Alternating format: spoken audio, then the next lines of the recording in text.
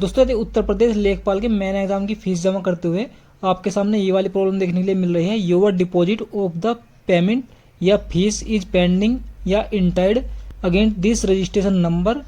तो फ्रेंड क्या ये प्रॉब्लम है, क्या इसका सोल्यूशन है, इस वीडियो में हम पूरी जानकारी आपको देंगे और लाइव में आपको पेमेंट करके भी दिखाएंगे।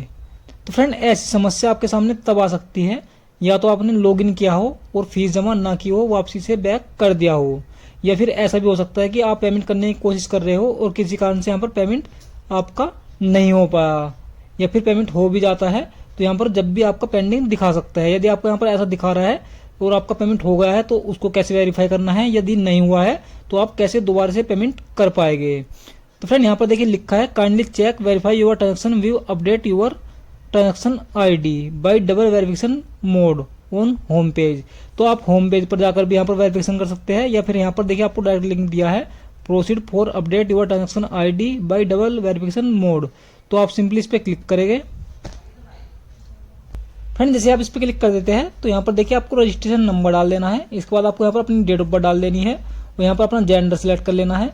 जैसे आप जेंडर सिलेक्ट कर लेते हैं तो ये यहाँ पर कैप्चा फिल करके प्रोसीड पे क्लिक कर देना है। तो चलिए हम आपको करके दिखाते हैं। फ्रेंड जैसे आप यहाँ पर सभी डिटेल डाल लेते हैं, इसके बाद आपको यहाँ पर प्रोसीड पे क्लिक करना है।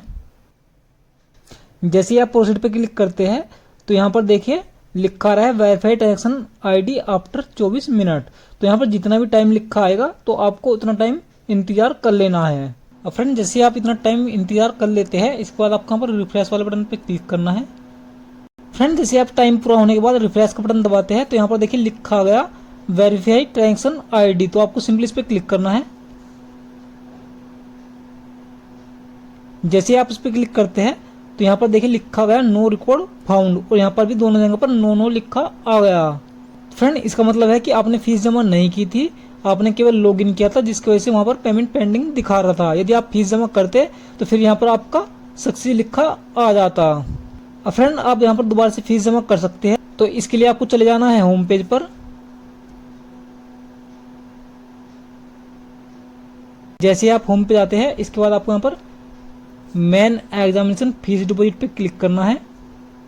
जैसे आप इस पर क्लिक करते हैं तो यहाँ पर आपको दोबारा से सारी डिटेल डाल देनी है। फ्रेंड सभी डिटेल डालने के बाद आपको सिंपली यहाँ पर क्लिक हेयर टू प्रोसीड पे क्लिक करना है और ओके दबा देना है। फ्रेंड जैसे आप लॉगिन करते हैं तो यहाँ पर देखिए आपको पेमेंट का ऑप्शन मिल जाता है। आपको नीचे आना है। जैसे आप नीचे आते हैं तो आपको यहाँ पर पेमेंट गेटवे को सिलेक्ट करना है और यहाँ पर टिक कर देना है। जैसे आप इस पर टिक कर देते हैं तो यहाँ पर आपको प्रोसीड फॉर फीस डिपॉजिट पे क्लिक करना है। फ्रेंड यहाँ पर देखिए आपको अपना नाम, ईमेल आईडी और मोबाइल नंबर देखने के लिए मिल जाता है। इसके बाद आपको यहाँ पर प्रोसीड पे क्लिक कर देना है।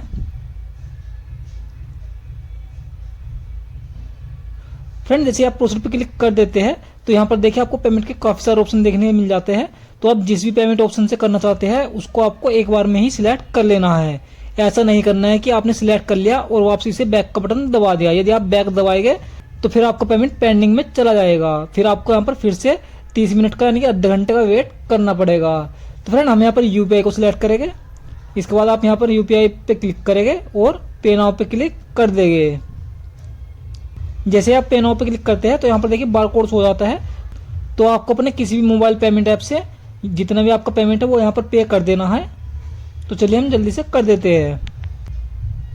फ्रेंड जैसे आप पेमेंट कर देते हैं तो यहाँ पर देखिए कुछ प्रोसेसिंग लेता है और यहाँ पर लिखा आता है bank transaction detail update successfully.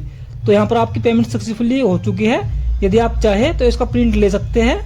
Friend जो आपका मेन एग्जाम की फीस का काम था वो यहाँ पर कंप्लीट हो चुका है। अब आप यहाँ पर वापसी से बैक जा सकते हैं। तो आशा करता हूँ कि आपको यूपी लेखपाल की फीस को कैसे पेमेंट करना है आप अच्छे से सीख गए होंगे। यदि आपको अभी भी कोई प्रॉब्लम आती है तो आप कमेंट में लिखकर पूछ सकते हैं। और यदि आपको जानकारी अच्छी लगी तो वीडियो को लाइक कीजिए, ज़्यादा से ज़्यादा शेयर कीजिए। और यदि आप चैनल पर नए हैं तो चैनल को सब्सक्राइब जरूर से कर लीजिए, क्योंकि हम ऐसी ही जानकारी आपके लिए लाते रहते हैं। जय हिंद, जय भारत।